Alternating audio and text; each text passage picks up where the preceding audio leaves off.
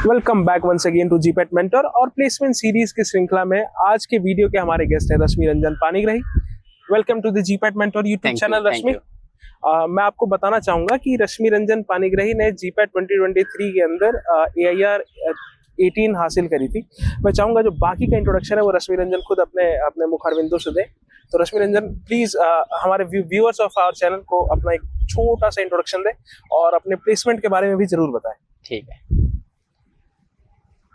So, hello everyone.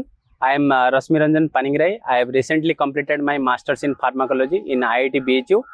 I have secured All India rank 18 in GPAT and I have secured All India rank 143 in NIPER JEE and also secured rank 1 in OJEE entrance examination. Recently, I am placed in Ellen Career Institute as a trainee faculty. That's all about me. So, many congratulations Rashmi on your placement. Thank you. मैं चाहूंगा कि आप हिंदी तो अच्छी तरीके से समझते होंगे। Rashmi don't have that language barrier right now.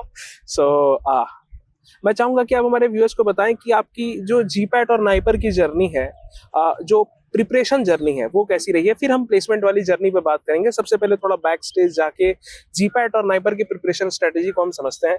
AIR 18 बहुत ही अच्छा रैंक है। मैं चाहूंगा कि आप हमारे व्यूअर्स का मार्गदर्शन करें। तो मैं शुरू करता हूँ मेरा जो जीपेट का जर्नी कैसा रहा था। स्टार्टिंग में एक्चुअली मैंने शुरू किया था मेरा preparation during my 4th year. So that time I just prepared for only 2 to 3 months। सो उसके बाद मेरा थोड़ा प्रिपरेशन ऐसा नहीं हुआ था अच्छे से। तो फिर बाद में जो भी मैंने एग्ज़ाम दिया था उसके टाइम पे मैंने क्वालिफाई नहीं हो पाया था। तो 4th ईयर के बाद मैंने ऐसे डिसाइड किया कि मैं तो क्वालिफाई नहीं हो पाया तो देखते हैं और एक साल लेके देखते हैं कैसा हो रहा है। तो फिर मैंने यही इसी माइंडसेट से आगे जाके मैंने 1 साल के लिए कोचिंग लिया। GDC से कोचिंग लिया मैंने। तो 1 साल पूरा अच्छे से घर बैठ के पूरा तैयारी किया और मैंने उसी के वजह से ऑल इंडिया रैंक 118 सिक्योर कर पाया। हाँ, एंड नाइपर ऑल्सो उसी के साथ साथ जीपेट के साथ साथ अगर तुम अच्छे से मतलब नाइपर भी तैयारी करोगे तो उसी के साथ साथ नाइपर भी कवर हो जाता है। और एक्स्ट्रा जो हमको मिलता है 15 दिन से 30 दिन वो जो एक्स्ट्रा मिलता है जीपेट के बाद, उसी के दौरान तो एक्स्ट्रा जो सिलेबस रहता है नाइपर के लिए, उसी के लिए अगर तुम उसके लिए थोड़ा अच्छा से फोकस कर लोगे तो नाइपर में भी उसके साथ हो जाता है, अच्छा रैंक आ ही जाता है।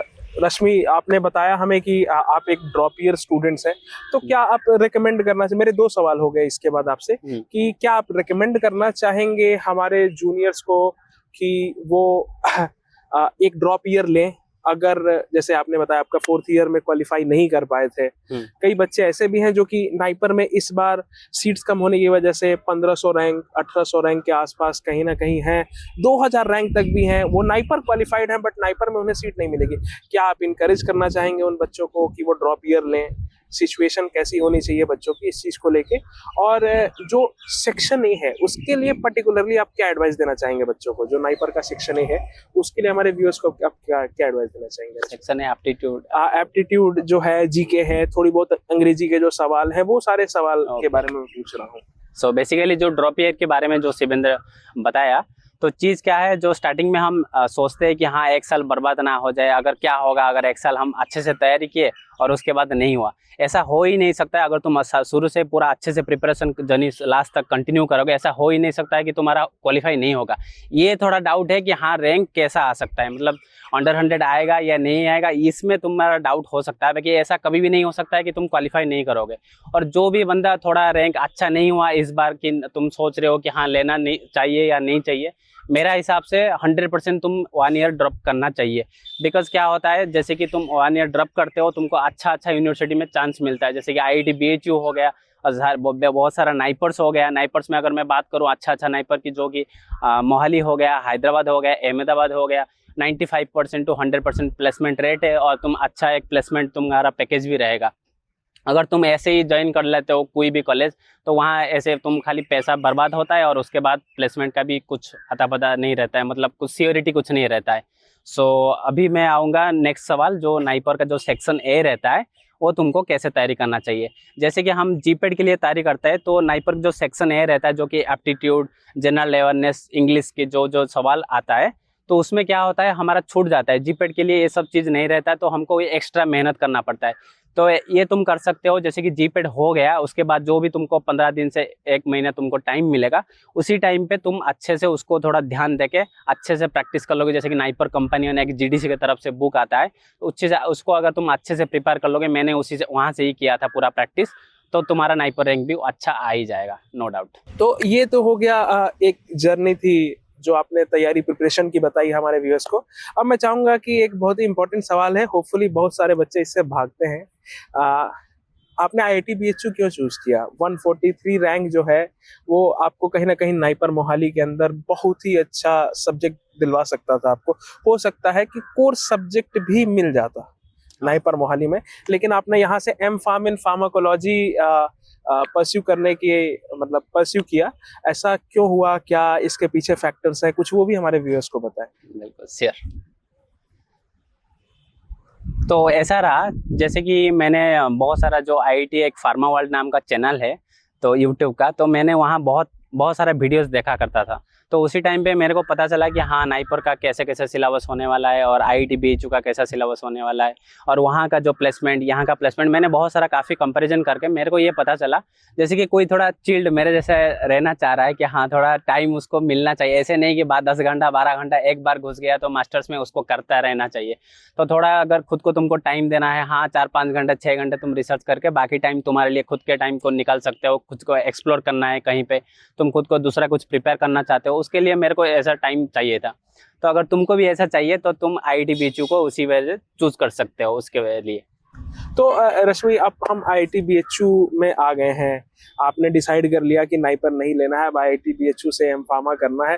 तो अब 2 साल बीत चुके हैं, मास्टर्स खत्म होने को हो, प्लेसमेंट ले चुके हैं, चिल भी कर चुके हैं। तो मैं चाहूंगा कि ये जो चिलिंग एक्सपीरियंस है 2 साल का, ये कैसा बीता है आईआईटी बीएचयू के अंदर, उसके बारे में आप हमारे व्यूअर्स को बताएं। बिल्कुल।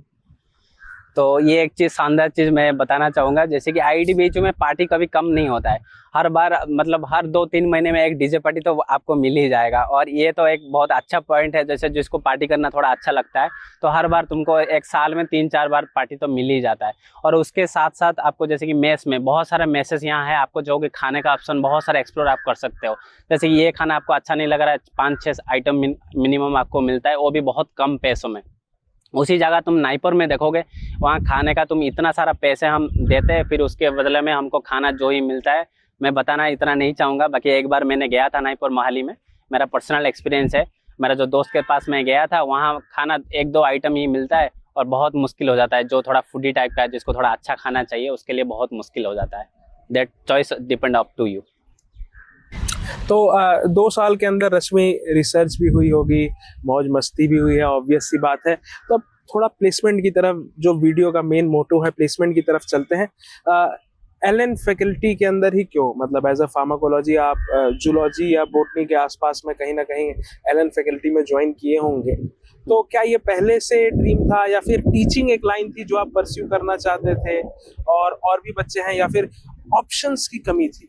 ये भी एक बहुत ही कड़वा सवाल है। मैं बड़ा ही ऐसे ऑनेस्ट यूट्यूबर हूँ, तो मैं चाहूंगा कि ऑनेस्टी बनी रहे, ज्यादा मक्खन पानी ना लगाया जाए। तो ये सारे ऑप्शंस को मैं चाहूंगा कि आप हमारे व्यूअर्स को एक सच बताएं, वो ज्यादा जरूरी है प्लेसमेंट के बारे में।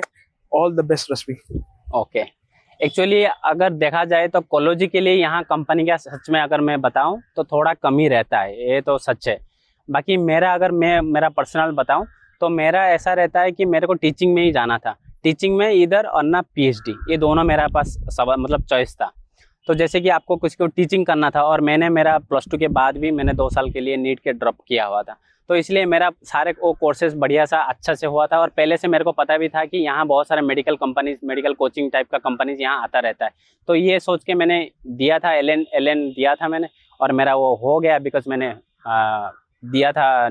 +2 के बाद मैंने 2 साल का ड्रॉप आउट किया था अच्छे से, तो इसलिए मुझे लगा ये मेरे लिए राइट रोल होगा। सही बात है, हर एक व्यक्ति को, हर एक स्टूडेंट को अपने लिए राइट चॉइस खुद चूज करना पड़ता है। दुनिया उसके थाली में लाके नहीं परोसती है। प्लेसमेंट का सिनेरियो भी कुछ ऐसा ही है आईआईटी बीएचयू के अंदर। आपको अपने चॉइसेस, हार्ड चॉइसेस लेने पड़ेंगे, खुद ही डिसाइड करना पड़ेगा कि क्या करना है। होपफुली आप सहमत होंगे इससे रश्मि। हाँ बिल्कुल, जो भी बोला शिवेंद्र वो पूरा सही है।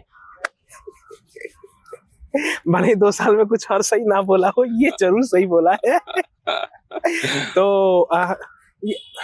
ये जैसे नॉर्मल प्लेसमेंट प्रोसीजर है, जो कि नॉर्मल प्लेसमेंट प्रोसीजर का मतलब वे बच्चे जो कि FR&D में, प्रोडक्शन में, QA में, QC में, किसी भी एक फार्मास्यूटिकल कंपनी के अंदर जॉब आती है, तो उसमें एप्टीट्यूड होता है, उसके बाद इंटरव्यू होता है, इंटरव्यू के बाद HR राउंड होता है, फिर एक फाइनल राउंड करके हमें ये पूरा प्रोसेस होता है।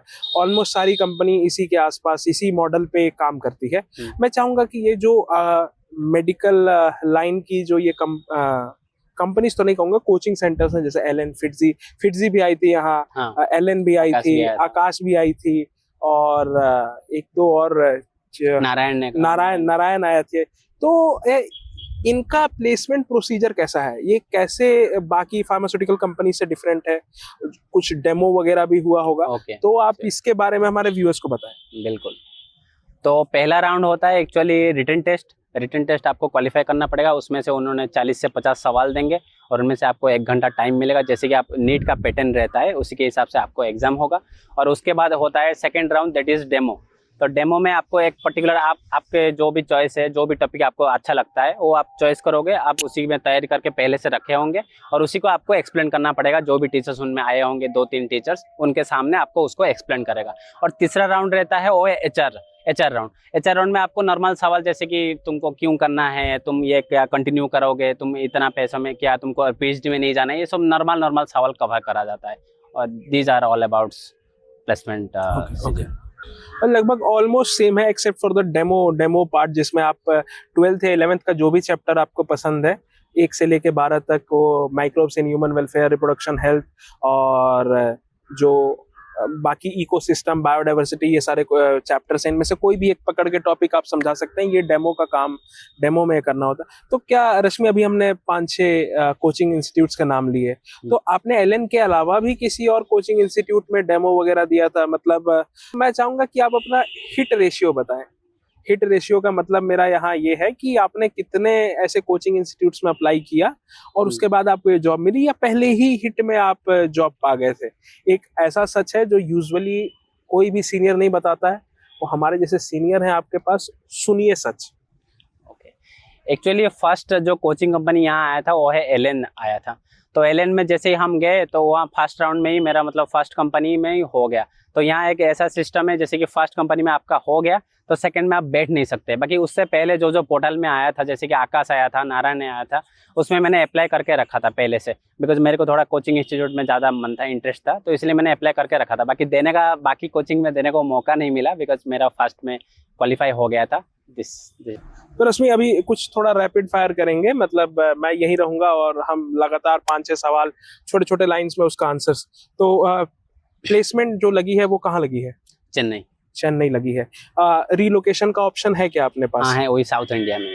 तो साउथ इंडिया में ही, मतलब चेन्नई में आपकी ट्रेनिंग चल रही है इस समय? चेन्नई में ट्रेनिंग चल रही है टीचर्स की, और उसके बाद साउथ इंडिया में ही रिलोकेट करने के चांसेस। तो जैसे ये जो चेन्नई आप जाएंगे, वहाँ पे तो कोई अकोमोडेशन वगैरह उनकी तरफ से ऐसा कुछ नहीं, उनमें से हमारा कुछ ऐसा नहीं मिला था। तो अकोमोडेशन वगैरह खुद देखना पड़ेगा? हाँ, PG वगैरह खुद लेना पड़ेगा? स्टार्टिंग के भी 2-4 दिन वो कहीं नहीं, स्टार्टिंग में हमको एडजस्ट करना पड़ेगा। अच्छा, हमको एडजस्ट करना पड़ेगा। यूजुअली फार्मास्यूटिकल में आपको बता दूं, फार्मास्यूटिकल कंपनीज में ऐसा नहीं होता है।